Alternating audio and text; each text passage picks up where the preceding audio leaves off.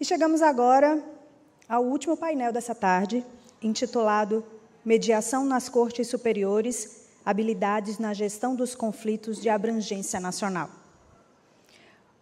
O nosso palestrante é doutorando em Direito pelo Centro Universitário de Brasília, mestre em Direito pela Universidade Católica de Pernambuco, também é especialista em Direito Constitucional Internacional pela Universidade de Pisa, na Itália, pós-graduado em Recursos nas Cortes Superiores pela Mackenzie de Brasília e associado do Instituto Brasileiro de Direito Processual. Ele é o advogado Guilherme Veiga.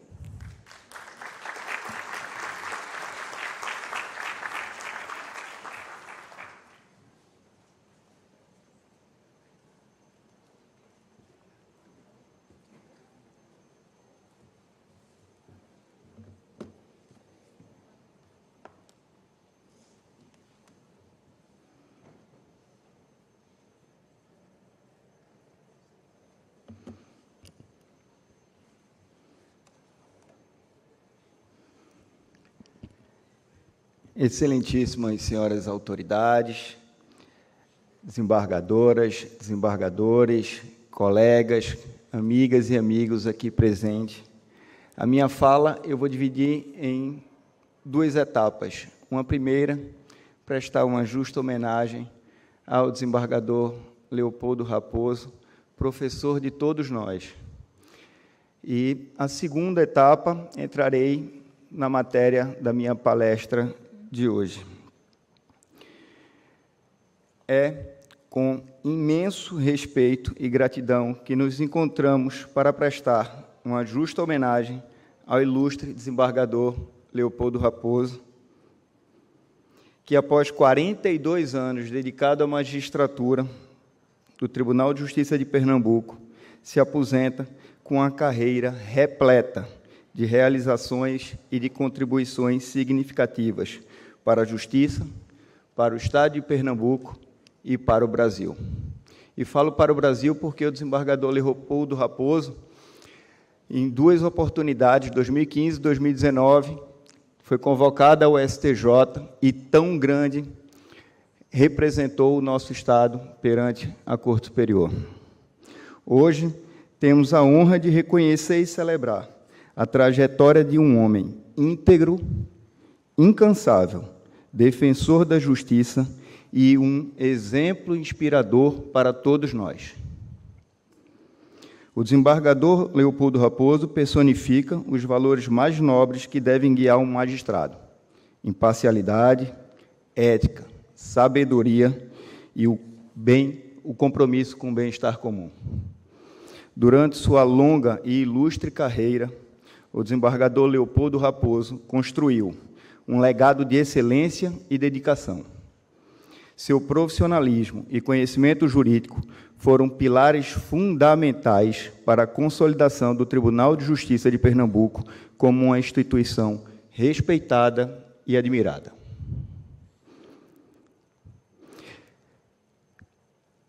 Sua competência e imparcialidade na tomada de decisões sempre serviram de referência para seus pares, desembargador. Além disso, o desembargador Leopoldo Raposo demonstrou um compromisso inabalável com a ética e a imparcialidade. Sua integridade e retidão moral inspiraram todos aqueles que tiveram a oportunidade e o privilégio de trabalhar com Vossa Excelência. Não podemos deixar de mencionar a generosidade e o que o Dr. Carlos falou aqui, a empatia com que sempre fomos acolhidos, e desde o meu tempo de estagiário, que chegava para despachar com Vossa Excelência.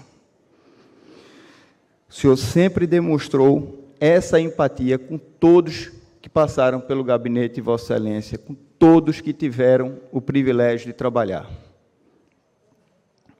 Sua disposição em ouvir, aconselhar e acolher aqueles que buscavam sua orientação fez de Vossa Excelência não apenas um jurista brilhante, mas também um ser humano excepcional. Sua capacidade de compreender as dificuldades alheias e oferecer apoio e orientação é um exemplo a ser seguido por todos nós. À medida em que nos despedimos do desembargador Leopoldo Raposo, na condição de desembargador apenas, queremos expressar nossa profunda gratidão por tudo que ele fez pela Justiça de Pernambuco, por tudo que ele representa para todos nós. Sua dedicação e paixão pela magistratura foram e continuarão sendo uma referência para todos. O seu legado perdurará como um farol a iluminar o caminho de todos aqueles que trilham os corredores desse Tribunal de Justiça e dessa Escola da Magistratura. Em nome de todos aqui presentes, eu tenho certeza, quero desejar ao desembargador Leopoldo Raposo uma aposentadoria repleta de felicidade, saúde e realizações pessoais. Que essa nova fase seja recompensadora e que o tempo livre seja preenchido com momentos de alegria, envolto das famílias e dos amigos que tanto o amam, desembargador. Que as sementes plantadas ao longo de sua carreira gerem frutos eternos de justiça e sabedoria, e que seu exemplo continue a guiar gerações futuras de magistrados comprometidos com a verdade e com o bem comum. Desembargador Leopoldo Raposo, muito obrigado por sua dedicação e serviços exemplares. Pernambuco lhe é eternamente grato. Seu legado jamais será esquecido. Parabéns pela aposentadoria e que Deus lhe abençoe hoje e sempre. Muito obrigado, em nome de todos aqui presentes.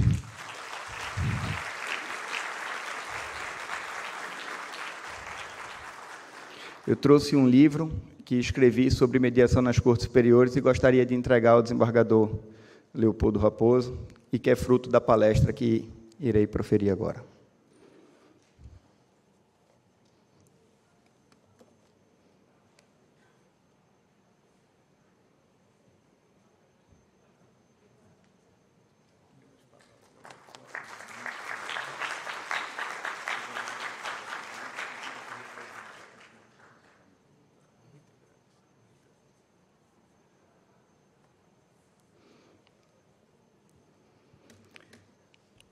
Sobre a minha fala de hoje, mediação, habilidades na gestão de conflitos, em homenagem ao desembargador Leopoldo Raposo.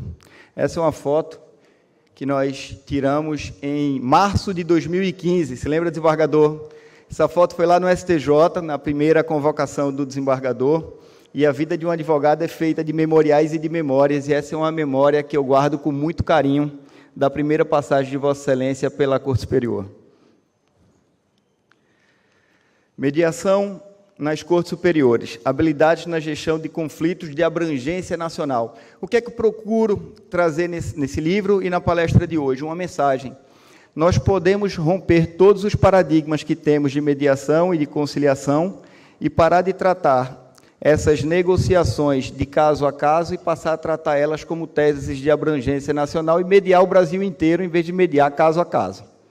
É um pouco disso que trago aqui hoje. Então, a primeira coisa, mediação, negociação e conciliação, eles trabalham por princípios.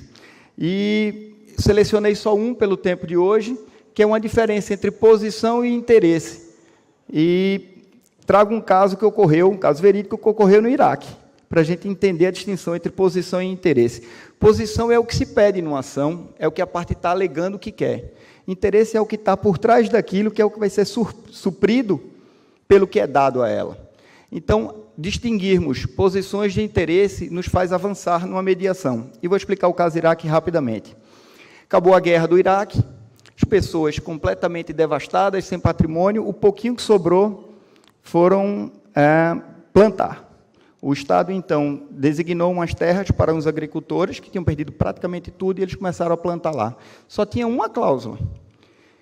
Se existisse petróleo no subsolo, eles perderiam a terra em favor da petroleira. O que é que aconteceu? Descobriram petróleo. A petroleira, então, alegou que deveria ser retirado os agricultores de lá. Essa era a posição. E a posição dos agricultores, nem a pau. Eu dou minha vida e vai começar uma nova guerra. porque eu já perdi tudo uma vez e não posso perder tudo de novo. E eram, então, posições inegociáveis. Cada um dos lados estava querendo a terra, e cada um justificando os seus interesses. Mas o que era o interesse por trás daquelas posições? Perguntou-se, então, para os agricultores, por que você quer a terra? Qual é seu interesse? E ele falou, eu preciso plantar e dar alimento para minha família e tentar reconstruir minha vida. Eu já plantei, estou esperando a colheita. E o que é que perguntaram para a petroleira? E o que é que você precisa com essa terra? Não, fazer umas sondagens para verificar o tipo de petróleo, para a gente definir o plano de ação, para depois, daqui a 3 anos, começar, então, a extração do petróleo. Descobriu-se, então, os interesses. Então você não precisa da terra para hoje extrair petróleo. Não, é para começar os estudos. E você precisa da terra, então, agricultor, para fazer a colheita. E depois de colhido, você pode ir para outra terra? Posso. Resolvido o conflito. Estabeleceu-se que os agricultores permaneceriam na terra, fariam a colheita de todo o seu material. A petroleira poderia fazer as pequenas sondagens de solo para descobrir qual tipo de petróleo que tinha lá, as especificações. E, mais do que isso, posteriormente, iam contratar parte desses agricultores para trabalhar na petroleira. Então, quando você descobre qual é o interesse diante das posições, fica muito mais fácil de negociar. Um outro exemplo muito rápido. Filho brigando por uma laranja. Posição normal dos pais. Cada um quer a laranja, o pai quebra a laranja no meio e dá metade para cada um. E cada um fica metade satisfeito nos seus interesses. Se perguntasse, para que você quer a laranja? E um dissesse, eu quero as raspas da laranja para fazer uma salada. E o outro, eu quero o suco da laranja para fazer o meu suco. Você pode dar a casca da laranja para um e todo o suco para o outro, e todos os dois estão atendidos em 100% dos seus interesses. Então, sempre que a gente vai para uma negociação ou para uma mediação, a gente tem que saber, eu sei qual é a posição, mas o que é que você quer com isso? Qual o interesse por trás dessa posição? E assim você consegue avançar nas negociações. Então, tem perguntas de partida, especialmente nas de abrangência nacional ou de abrangências estaduais. O que é que procurei fazer? Não apenas tratar casos de STJ e STF de mediações que a gente participa, mas o que é que isso é importante para a Escola da Magistratura e para uma dimensão estadual. As perguntas de partida. Quem são as partes que estão negociando? Muitas vezes nós achamos que é autor e réu, mas essa negociação influencia interesse de terceiros. Então, listar quem são as pessoas que estão numa negociação é a primeira pergunta. A segunda, qual é a questão a ser negociada? Ou quais as questões que elas podem ter desdobramentos? O que é que você quer com a negociação? E o que é que a outra parte quer com a negociação? Parece simples, né, essas últimas duas. O que é que você quer e o que é que a outra parte quer? Não é. Muitas vezes, nem nós sabemos o que queremos com a negociação. E muitas vezes, a coisa mais difícil que tem é nós negociarmos com nós próprios. Quem aqui não tentou fazer uma dieta, que é uma negociação com você próprio, para saber o que é que você coloca na boca e que hora você vai colocar, e você falhou. Então, entender as dificuldades dos outros que estão na negociação e os interesses por trás é fundamental para que possamos avançar numa negociação. Negociações que ocorrem no STJ, o Tribunal de Justiça é pioneiro no Brasil, vou trazer casos pioneiros, está o desembargador Eric, José Alberto, juiz Marcos Vinícius Nato, são pessoas que são pioneiras no Brasil em mediação. Tá? O que esses magistrados desenvolveram em mediação no Brasil não estavam no livro. Eles criaram enquanto o avião estava voando. E hoje são o leading case para ser aplicado no Brasil inteiro. E esse é um orgulho que nós temos no estado de Pernambuco. Mas o que é uma negociação multipolar? Por exemplo, a negociação que eu participei no STF como convidado sobre ICMS. Todo mundo quer que o preço do combustível fique mais barato. Veio uma lei para tabelar o ICMS do combustível para ficar mais barato. Então, está resolvido. Não. As fazendas estaduais começaram a perder dinheiro. As secretarias das fazendas estaduais passaram a ter interesse.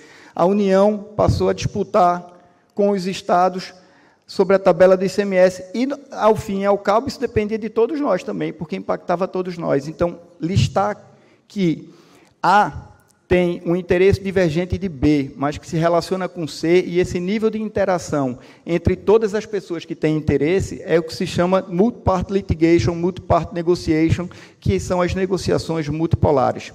Tem um caso que vou tratar aqui mais à frente, tratado pelo Tribunal de Justiça de Pernambuco como pioneiro no Brasil, que envolvia interesse de seguradoras, Caixa Econômica Federal, Governo Federal, Procuradoria da Fazenda Nacional, agências. Uma negociação, por exemplo, sobre plano de saúde. Ele pode envolver uma seguradora de plano de saúde e os segurados daquela seguradora. Mas o que for negociado ali, se tiver impactos nas normas da ANS, a ANS tem que ser chamada para dentro de uma negociação dessa, porque envolve interesse de terceiros.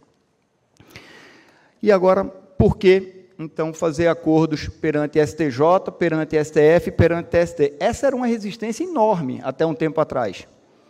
Por que eles devem ser incentivados e quais os benefícios para o sistema judicial? Dentro da minha carreira acadêmica, eu tenho um estudo sobre precedentes vinculantes. O precedente vinculante, no início, entendia que ele iria tirar do sistema judicial muitos processos e que se iria acelerar a marcha dos processos porque teria um julgamento que teria efeito vinculante para todos.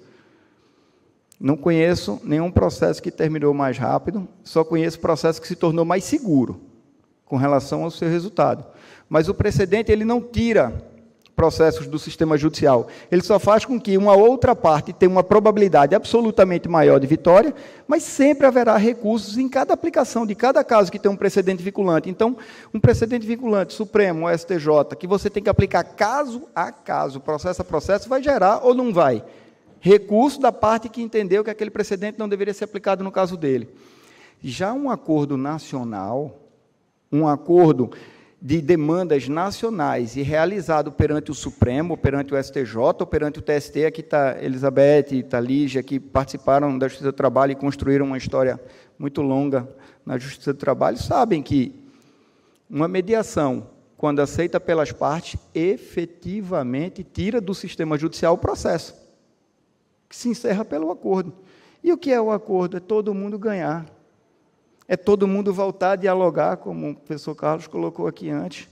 É as pessoas entenderem que são gestoras das suas vidas e que elas são protagonistas para escolherem a melhor solução para o caso delas. Então, como é que se faz, então, por que, então, incentivar? Porque se você faz uma negociação não de caso a caso, mas da tese nacional, e estabelece os parâmetros para que todo mundo que tem processo possam aderir àquelas cláusulas já negociadas no STJ e encerrar o seu processo, você retira do sistema judicial inúmeros processos de uma vez só. E quais os benefícios? Diminui o tempo de tramitação e, para o Poder Judiciário, há um desafogamento. Mas qual é a resistência? Já está na última instância. Está na última instância, nunca é tarde para conversar. Né? É o que a gente aprende, nunca é tarde para conversar. Mas, especialmente porque está lá, é melhor mediar lá. Evita-se a edição de um precedente vinculante, e lá, o STJ e o STF e o TST, eles conseguem ter uma visão macro do Brasil inteiro, com a particularidade de cada processo que está em tramitação no país. Então, qual é a proposta, então, de uma mediação de âmbito nacional? É que, em vez de você mediar o caso de José com Maria, João com José, você vai mediar a tese. E como é que você media a tese? Por exemplo, plano de saúde que reajustou por faixa etária. Se existisse a possibilidade de uma mediação de âmbito nacional, estabelecendo um critério aceito nacionalmente, seria muito melhor do que, caso a caso, estar perdendo o processo ou vencendo o processo, ou edição de um precedente vinculante. Então, a proposta é você medir a tese jurídica. Aí parece uma visão muito vanguardista que isso não vai aplicar. Eu estou falando que isso já é realidade, tá? Eu vou trazer os casos em que é realidade e mais do que isso. Sempre como pioneiro, o Tribunal de Justiça de Pernambuco. E então, a gente passa a tratar de mediação em larga escala, em escala nacional. É um resultado que deu certo, em que você aplica nacionalmente em todos os processos que envolvem aquela mesma tese jurídica. Quais são as preocupações? Porque nem tudo são flores. Quando a gente fala de mediação nacional, nós temos uma preocupação de que aquele acordo ou aquele ato mediado não venha a prejudicar terceiros. Então, tem que se chamar todos os potenciais prejudicados por um ato, por uma circunstância. É o que a gente chama de representação adequada, ou a intervenção de amicus curiae. A gente fala muito disso em precedentes vinculantes, né, antes do julgamento, mas isso ocorre também dentro da mediação, e isso ocorreu em vários casos. Uma outra preocupação que temos, quando mediamos com fazenda pública ou com entes públicos, o representante do órgão chega lá e diz, se der certo, louros para o órgão que eu represento, se der errado é meu CPF. Né? Isso é uma grande preocupação que todos têm. Então, eu tenho uma preocupação enorme de assinar, eu não tenho uma autonomia para assinar. E o que é que a gente faz no STJ e no STF? Vamos convidar o órgão de fiscalização e controle, para que ele sente à mesa e ele ratifique também a mediação, e quem está ali representando o órgão tenha a tranquilidade que está fazendo o bem, está fazendo o certo, e que não vai ter respaldo depois de sindicância, de um procedimento administrativo. Fizemos isso em alguns casos. Então, é comum se convidar, inclusive, o Tribunal de Contas da União para participar de mediação. Aí ele fala, não, eu só fiscalizo. Não, você entende a realidade e, a partir da compreensão da realidade e do que está sendo feito, você assina ratificando de que isso já foi previamente auditado pelo Tribunal de Contas aqui e dá tranquilidade para todo mundo dormir, porque todas as pessoas querem o bem numa mediação. Diferente de um litígio em que as pessoas estão entrincheiradas, levantando muros e um tentando destruir o outro, numa mediação as pessoas estão de mão dada construindo pontes de diálogos. Então, essa é a intenção de uma mediação. E, para o Poder Judiciário, muito tranquilo. Se não for algo absurdo, pode ser homologado, e o Judiciário não fica vinculado à homologação de que aquilo é a chancela da tese que foi mediada. Eventualmente, lá na frente, se precisar decidir, vai ter toda a liberdade de decidir de forma divergente até do que foi homologado. Mediação nacional e o pioneirismo do Tribunal de Justiça de Pernambuco. A mediação mais importante, a maior, a mais complexa, ela era tão complexa, essa mediação, que o mediador é o ministro Aldir Passarinho e a Juliana Lossi. Ele falou, é tão impossível essa mediação dar certo, que ela pode até dar, e deu. Era uma mediação de seguro habitacional, de imóveis com problemas estruturais, e a seguradora entendia que a responsabilidade era da Caixa, a Caixa entendia que a responsabilidade era da União, a União entendia que a responsabilidade era de ninguém. As pessoas estavam com imóveis comprados e caindo, e precisava chegar a uma solução, e ainda tinham duas discussões, uma delas sobre competência, se era estadual ou federal, por conta da intervenção de Caixa e União. O que é que o STJ fez? Criou uma mediação nacional, eu participo dessa mediação, o Tribunal de Justiça participa, o doutor Marcos Vinícius participa, o doutor Alberto participa, o doutor Érico Simões participam dessa mediação, em que se chegou a um acordo, mas para chegar a um acordo, todo mundo teve que assinar. Caixa Econômica, União, seguradoras, mutuários, mas mais do que isso, vejam como é abrangente a possibilidade de uma mediação e que não fica às amarras. Quem homologa? O STJ? Aí o STJ vai avocar processo na primeira instância para estar homologando lá? De forma alguma. A Justiça Estadual vai valer contra a Caixa Econômica Federal? O juiz federal, e aí então a gente vai ficar mandando para juiz federal e juiz estadual? Não. Fizeram um termo pioneiro de cooperação judicial, STJ, Tribunal de Justiça de Pernambuco, TRF, da 5ª Região. Estabeleceram que um núcleo de juízes estadual e federal seriam responsáveis por fazer as audiências conjuntas de homologação. Os processos, então, em vez de serem remetidos de uma justiça para outra, ficariam onde estavam, e essas pessoas compareceriam a uma sala designada pelo Tribunal de Justiça de Pernambuco e pelo TRF, a mesma sala, o ato é conjunto, onde tinha um juiz federal, um juiz estadual, que faziam as audiências em conjunto e homologavam na mesma hora, e no mesmo dia o processo era extinto, com a homologação. Então, é tão inovador essa mediação, ela é tão disruptiva, que o lançamento do projeto piloto dela no STJ envolveu, nessa foto está o presidente do STJ à época, com participação da maioria esmagadora de todos os ministros do STJ que queriam ratificar essa nova realidade da mediação no Brasil. Participaram os magistrados que estão aqui hoje, do Tribunal de Justiça de Pernambuco, e é por isso que eu falei que foi um leading case para o Brasil inteiro. A partir daí se entendeu que a mediação consegue superar os maiores tipos de problema, criando soluções adequadas, criativas e personalizadas. Então, essa é alguma das matérias que foram veiculadas no Brasil. Mas tem fases de mediação. Nessa obra que eu entreguei para o desembargador Leopoldo Raposo, procurei criar uma metodologia com base na experiência que tivemos lá no STJ, criando fases. Hoje vou tratar rapidamente das fases de mediação. Uma primeira é a fase do diagnóstico, para entender quais são os interesses e as pessoas. A segunda é um planejamento. Quando a gente cria uma mediação complexa, a gente tem que criar uma agenda positiva. Muitas vezes é tão difícil conversar com uma parte que não gosta de você. E as pessoas não entendem que tem que separar o problema das pessoas e tratar o problema e não as pessoas. Que a gente tem que transformar quem nos agride em alguém que tem que caminhar ao nosso lado, porque a gente tem que encontrar uma solução que o início de uma mediação começa não pelo mérito da mediação, como muita gente quer, como é que a gente resolve isso? E sim dizer, talvez seja possível um dia a gente conseguir mediar. Vamos acordar, pelo menos na agenda, como é que a gente faz as nossas reuniões? É possível reunião com o mediador unilateral? Sim. Como é que a gente vai tratar disso? Então, a gente começa tratando numa agenda de planejamento. Depois, as sessões de mediação. É importante dizer que, na mediação de José com Maria num processo individual, normalmente sempre está o mediador no meio e sempre ouvindo os dois.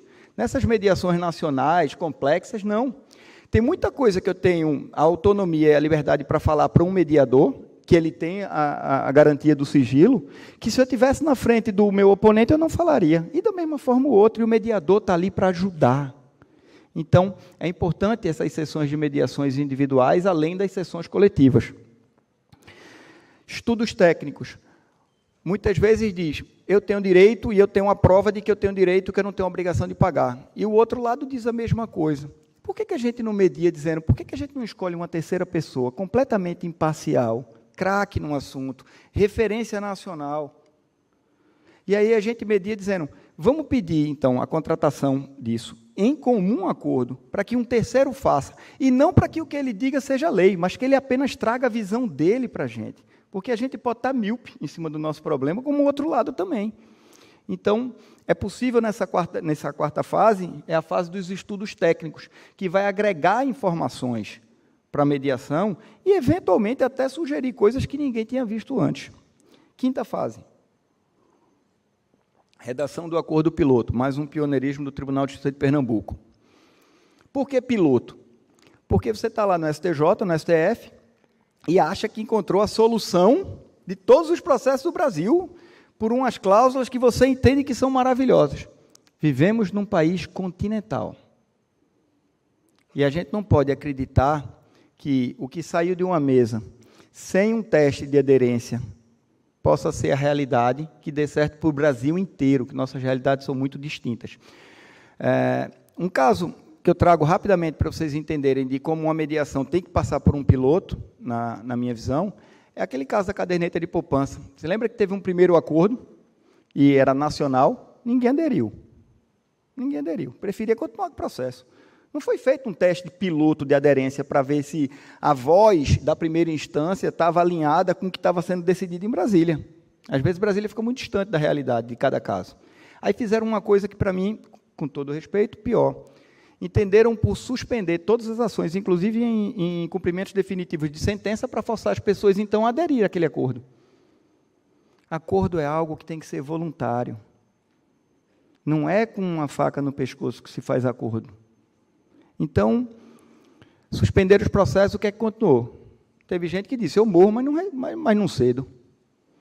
E aí, o que é que o STF fez? Deu um passo grandioso. Reconheceu que aquilo não era a melhor solução, chamou todo mundo para a mesa de mediação de novo, chamou quem não tinha sido ouvido, melhorou as cláusulas e colocou para aplicação, então, de uma aderência. Outro problema, apenas para vocês se lembrarem, a questão de Brumadinho. Fizeram um primeiro acordo, esqueceram de ouvir os pescadores. Aí começou o caos, porque o acordo estava feito, a empresa estava ótima, porque ela tinha se livrado da justiça, ela fez o acordo foi invalidado, fizeram um novo acordo. Esqueceram de ouvir uma comunidade ribeirinha lá na frente que perdeu tudo. Anula de novo. Isso gera um desgaste para a mediação, porque mediação, depois que está resolvido, ninguém quer ver ser voltado atrás. E o que é que o Tribunal de Justiça, então, voltando para o acordo piloto, fez? Fizemos uma mediação no STJ, entendemos que era muito boa, escolhemos em comum acordo todos a comarca de Caruaru para aplicar e falávamos, vamos aplicar para 400 famílias e ver se eles aceitam o acordo, se está bom. Aplicamos em Caruaru, foi um sucesso.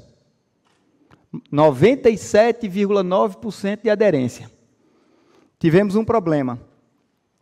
A análise da documentação era muito demorada. Voltamos para a mesa do STJ, melhoramos, lançamos o segundo projeto piloto, já melhorou, demora ainda, lançamos um terceiro. Então, o que é isso? É esse gráfico aqui que eu coloco. A gente identifica o problema, analisa os fenômenos, traz um plano de ação, de implementação, então, desses acordos. Executa. Depois, a gente acompanha como é que está sendo essa execução, monitora, vê o desvio do que a gente pode melhorar e reanalisa de novo, até que a gente tenha a segurança de que agora a gente pode lançar essas cláusulas como cláusulas nacionais. E aí cada pessoa que tiver com o seu processo vai dizer, eu quero aderir àquele acordo, eu quero aderir àquele acordo. E aí basta ele dizer que quer aderir àquele acordo, está aderido, e aí vocês vão ver o desenvolvimento nas próximas fases. A fase de ratificação dos interessados. Não é apenas quem está mediando no STJ, no STF, no TST, que tem a voz e a procuração do Brasil inteiro. Por isso, a necessidade de ratificar regionalmente esses acordos com esses testes de aderência. E aí se faz a redação do acordo nacional, a homologação do acordo nacional, que é uma outra questão que merece um aprofundamento maior das Cortes Superiores, por quê? TST homologa na presidência do TST.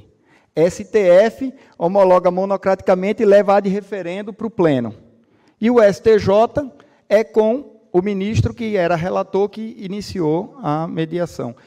O melhor é que houvesse uma padronização nas Cortes Superiores de como homologar esses acordos. E como essas mediações começam. Eu vou fazer uma pequena pílula de como é que começa uma mediação nacional dessa, que vocês podem ter a dúvida. Quem é que tira do nada e vai fazer uma mediação? Do mesmo jeito que é feito um recurso especial repetitivo, em que um caso é selecionado como representativo da controvérsia e é levado para julgamento da tese, se faz com a mediação nacional. Se seleciona um caso como ponto de partida de uma tese a ser negociada, mas não necessariamente nem aquele caso vai ser mediado. A tese vai ser mediada a partir dali. Ele não é o ponto de chegada, ele é o ponto de partida. Então, se seleciona um caso que está em tramitação perante uma corte superior, para dizer essa tese vai passar a sofrer uma mediação nacional, para ver se vai frutificar. Então, se faz depois disso tudo, uma cooperação nacional. Para quê? Dinamismo. Dinamismo. A cooperação nacional, ela faz com que o magistrado do Iapoque ao Chuí entenda que esse acordo passou por uma chancela do STJ, do STF, do TST, que esse acordo é válido, que esse acordo foi negociado. Por quê? Porque o magistrado não está obrigado a homologar o que ele entende que é indevido. Então, tem que ser um trabalho, uma construção coletiva e nacional. Tem que ter muita informação. E os termos de cooperação judiciária, nesse aspecto, para que todos estejam alinhados e na mesma página, ele é fundamental. Porque imagina tudo sendo feito lá e depois tem um juiz de uma comarca que tem, não homologo. Então, a cooperação nacional é fundamental. E um último ponto, por que não a tecnologia? Por que não a tecnologia para evitar que a pessoa tenha que ir até dentro do seu processo e homologar? Dá um exemplo que tivemos de muito sucesso, o Tribunal de Justiça de Pernambuco também sempre à frente, num acordo que fizemos em Muribeca. Criou-se um aplicativo de telefone celular, em que quem queria aderir ao acordo, piloto que foi aprovado, bateria foto dos documentos que comprova que estava na ação, porque a gente estava vivendo um momento de pandemia, os fóruns fechados, era um caos, não podia entrar lá para pegar o processo. E as pessoas batiam foto dos documentos, faziam um upload desse documento dentro do aplicativo, a parte contrária via esses documentos, validava, o juiz validava, Ministério Público Federal e Estadual validavam, e o documento, e o acordo era homologado, e nesse documento você fazia o cadastro já indicando sua conta. E aí, esse sistema estava integrado com as pessoas que controlam dentro da justiça, e isso era comunicado dentro do processo, e o processo era extinto. Está vendo como dá certo? Sem precisar, pensando fora da caixa. Agora, conseguir um terreno vasto desse, para tanta inovação, mediar tese, fazer acordo piloto, cooperação, abrir fórum na pandemia, os magistrados que estão aqui são exemplos nacionais de pensar fora da caixa. Porque teve um momento em que uma das partes estava pedindo prova de vida, e tinha que ir lá pessoalmente. No meio da pandemia, se criou protocolos especiais para que aquelas pessoas fossem vistas na justiça perante um juiz e perante a parte contrária. Aceitaram acordos piloto, aceitaram participar, aceitaram só não, tá? Foram fundamentais na construção. Os magistrados que estão aqui participaram ativamente das audiências do STJ, nesse acordo nacional. Então, é possível, a partir disso, mediar teses. E por que eu falei do STJ, mas falei que isso é relevante para cá? Regionalmente, é altamente possível teses estaduais, e ainda que federais, mas se o federal, nacionalmente, não toma partida, por que não o Sejusc, por que não centros de mediação, pegarem uma tese para transacionar de forma, no âmbito do Estado, chamando os interessados, para dialogar, para conversar, para que seja feita a homologação de uma tese estadual e, uma vez ratificado, colocar isso em prática. Esse é um livro que eu escrevi tratando de mediação nas Cortes Superiores, trata ST, STF e STJ. Muito do que está aí é fruto da experiência e do que a gente viveu aqui em Pernambuco, como pioneiro. Esse livro foi prefaciado pelo saudoso ministro Paulo de Tarso Sanseverino, que foi um dos primeiros ministros do STJ, no meio de uma sessão de julgamento, numa disputa absolutamente travada entre duas grandes famílias, ele parou a sessão de julgamento e disse, não é melhor mediar, não? Não, porque agora já está pautado. Ele disse, não, vamos tentar, chama os advogados, vocês topam, para aqui só um pouquinho. O primeiro acordo assinado e homologado pelo Centro de Mediação do STJ foi nessa disputa. Então, fica aqui, então, duas mensagens que eu queria deixar hoje. Primeiro, renovar o meu agradecimento por ter tido o privilégio e a oportunidade de conviver com o desembargador Leopoldo Raposo. Vossa Excelência ensinou a gente muito mais do que pode imaginar. Eu tenho certeza que todos que conviveram com Vossa Excelência estão felizes de saber que você vai ter um tempinho um pouquinho mais livre para abraçar seus amigos, para abraçar sua família. O seu legado jamais será esquecido, como eu disse antes. Eu só tenho a agradecer tudo que aprendi com Vossa Excelência, aqui e no STJ. E com relação à mediação, é muito melhor conversarmos e nos entendermos conversando do que litigando. Vamos construir pontes de comunicação e passar a entender que a justiça vai viver melhor se mediar mais. Muito obrigado.